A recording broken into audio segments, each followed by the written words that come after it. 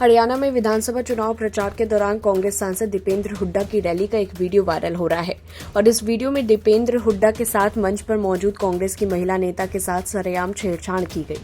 कांग्रेस सांसद कुमारी शैलजा ने इस घटना की पुष्टि करते हुए कहा कि उन्होंने उस महिला नेता से बात की है। ऐसा करने वालों के खिलाफ सख्त से सख्त कार्रवाई होनी चाहिए। वहीं बीजेपी ने इस पूरे मामले पर कांग्रेस को घेरते हुए निशाना साधा। महिला के साथ छेड़छाड़ का यह वीडियो 3 सितंबर को नरनौंदा में हुई रैली का है। वीडियो में साफ देखा जा सकता है कि महिला नेता मंच पर मौजूद दीपेंद्र हुड्डा से नमस्कार करती है। उसके बाद जैसे ही दीपेंद्र हुड्डा दूसरी तरफ घूमते हैं तो महिला के पीछे खड़ा एक व्यक्ति उन्हें गलत तरीके से छूने का प्रयास करता है। इस वीडियो को अपने सोशल मीडिया अकाउंट पर शेयर करते हुए बीजेपी प्रवक्ता शहजाद पूनावाला ने कहा कि यह बेहद सबसे चौंकाने वाला मामला है। दीपेंद्र हुड्डा की मौजूदगी में मंच पर एक महिला कांग्रेस नेता के साथ कांग्रेस नेताओं ने छेड़छाड़ की।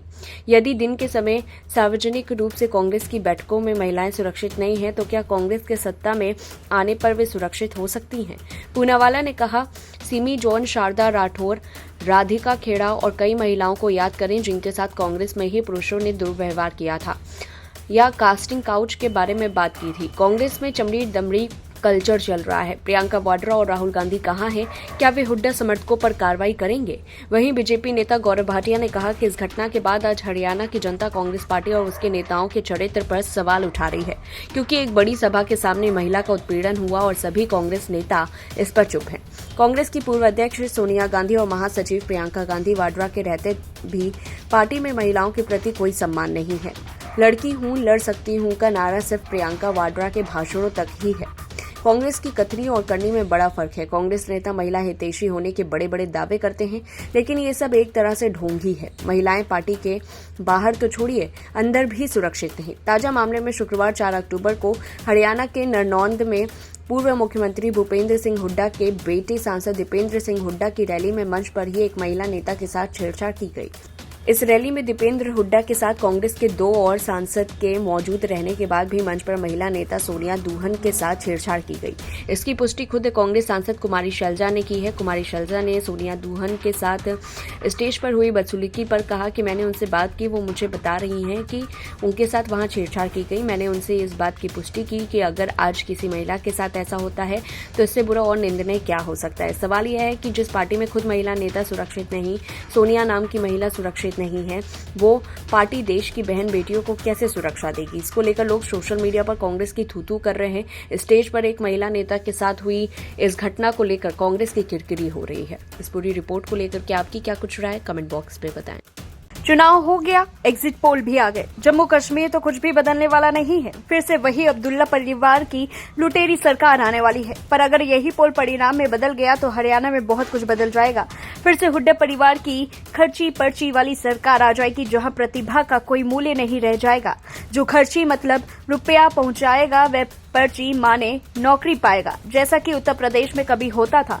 चाचा भतीजा को पैसे पहुंचाओ, नौकरी पाओ। शर्त इतनी है कि उम्मीदवार जात बिरादरी का होना चाहिए। हरियाणा विधानसभा चुनाव के बाद कल शाम एग्जिट पोल का आंकड़ा सामने आया। एग्जिट पोल में बीजेपी को झटका लगा। बीजेपी को 20 से 28 सीटें मिलने का अनुमान है।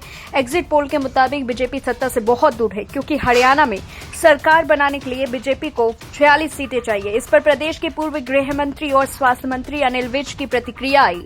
उन्होंने कहा, एग्जिट पोल की पोल पहले भी खुल चुकी है, ग्राउंड पर ऐसी स्थिति नहीं है। हम भी अपनी सारी रिपोर्ट एकत्रित कर रहे हैं, दोपहर तक सारी रिपोर्ट आ जाएगी।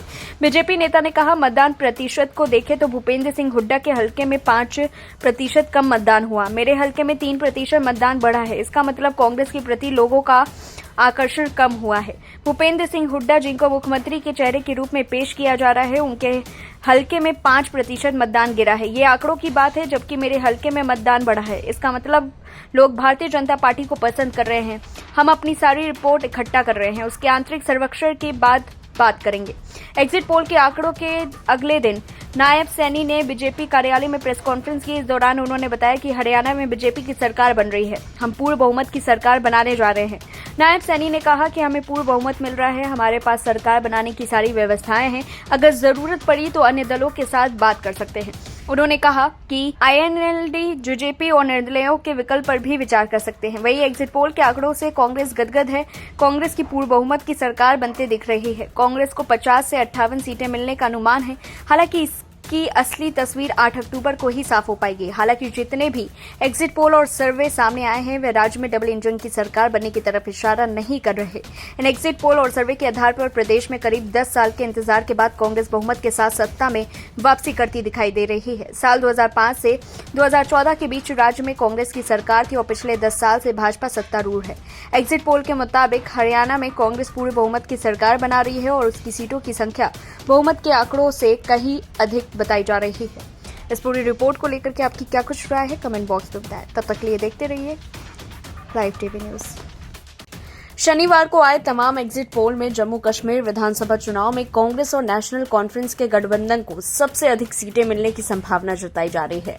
90 सीटों वाली विधानसभा में बहुमत के लिए 46 सीटों की जरूरत है। महापोल के मुताबिक कांग्रेस एनसी गठबंधन को 35 और 45 सीटें मिलने की उम्मीद है, जबकि बीजेपी को 24 से 34 सीटों के बीच मिलने की संभावना। वहीं पीडीपी को 4 से 6 और अन्य दलों को 12 से 8 सीटें मिल सकती हैं। बीजेपी के लिए चुनौती यह होगी कि क्या वह सबसे बड़े दल के रूप में उभरकर सरकार बना पाएगी। अगर बीजेपी अधिकतम सीटें जीतती है तो उसे अन्य दलों के समर्थन की जरूरत पड़ सकती है।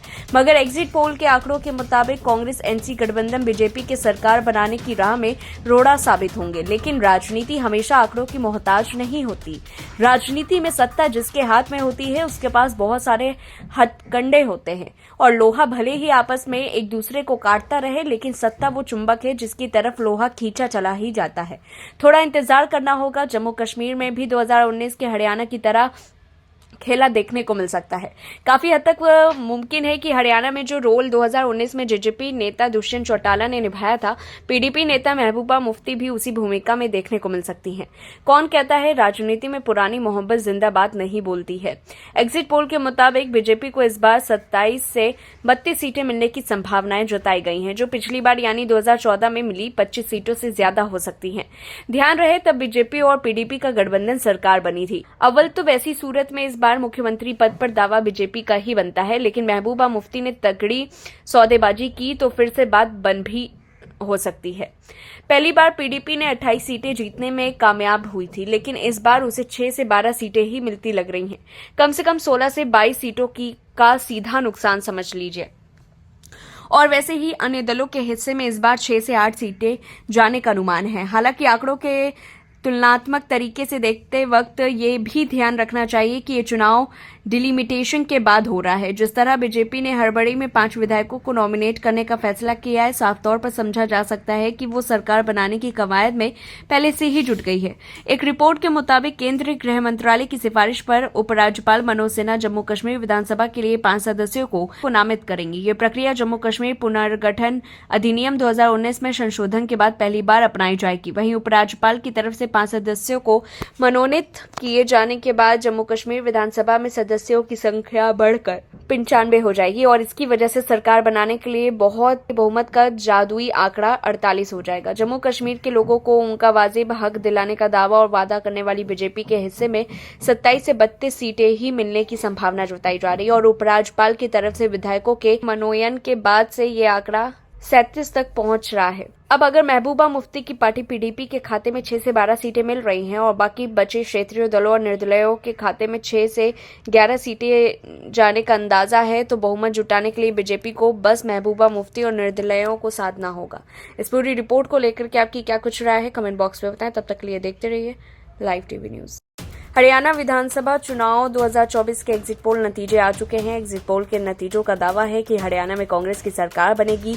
एग्जिट पोल नतीजों के मुताबिक 10 साल से हरियाणा की सत्ता पर काबिज बीजेपी को जोर का झटका लगने जा रहा है, लेकिन हरियाणा के एग्जिट पोल नतीजों में सबसे बड़ा झटका अरविंद केजरीवाल की आम आदमी पार्टी को ही लगने वाला है। हरियाणा विधानसभा चुनाव के दौरान अरविंद केजरीवाल और आम आदमी पार्टी के नेताओं ने जगह जगह प्रचार किया था। इस दौरान अरविंद केजरीवाल ने दावा किया था कि उनकी आम आदमी पार्टी की मदद के बिना हरियाणा में सरकार नहीं बन सकती, यानी अरविंद केजरीवाल किंग मेकर बनने का दावा कर रहे थे, लेकिन हरियाणा के एग्जिट पोल नतीजे उनका ख्वाब मिट्टी में मिलाते दिख रहे थे।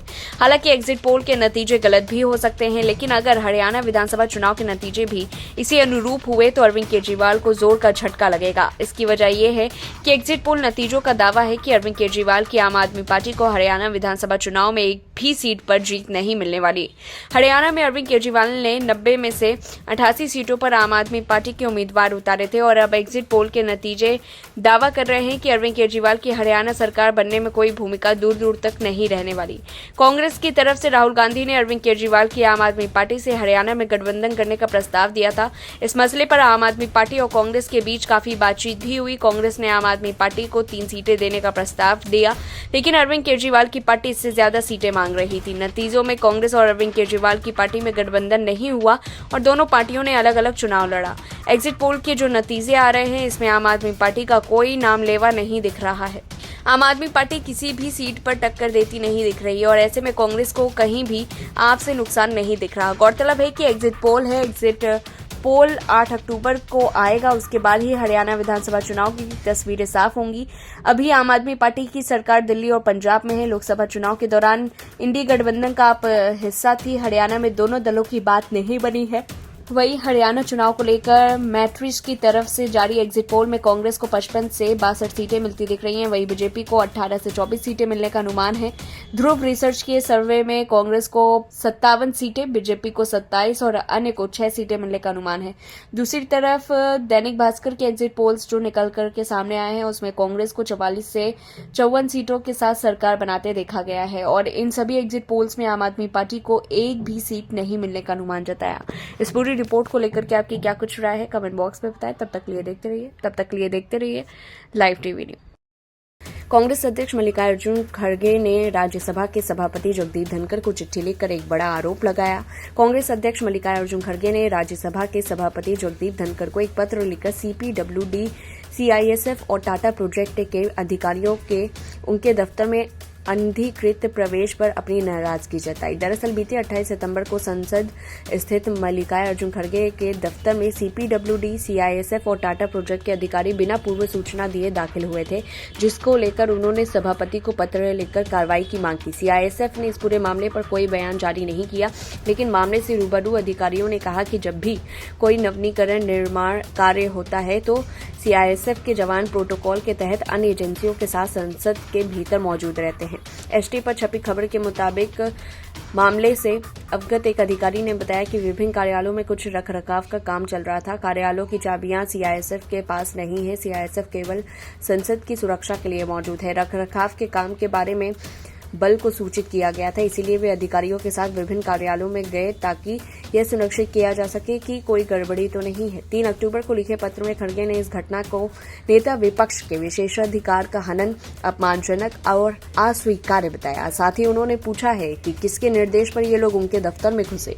खड़गे ने धनखड़ से कहा कि उन्हें यह जानकर गहरा सदमा लगा कि CPWD, CISF और टाटा प्रोजेक्ट के अधिकारी 28 सितंबर को नए संसद भवन में उनके दफ्तर G19 में बिना किसी पूर्व सूचना दिए ही घुस गए और यह एक असाधारण घटना है और यह एक सांसद और राज्यसभा में विपक्ष के नेता के रूप में मेरे विशेषाधिकारों का घोर उल्लंघन, जिसे हैसियत से मुझे यह दफ्तर दिया गया है। खड़गे ने बिना पूर्व सूचना दिए प्रवेश के लिए जवाबदेही की मांग के साथ ही स्पष्टीकरण भी मांगा। उन्होंने इस घटना को अपमानजनक और पूरी तरह से अस्वीकार्य बताते हुए कहा कि इसे गंभीरता से लिया जाना चाहिए। कांग्रेस नेता खड़गे ने उम्मीद जताई कि ऐसी घटनाओं को दोबारा होने से रोकने के लिए कार्रवाई की जाए।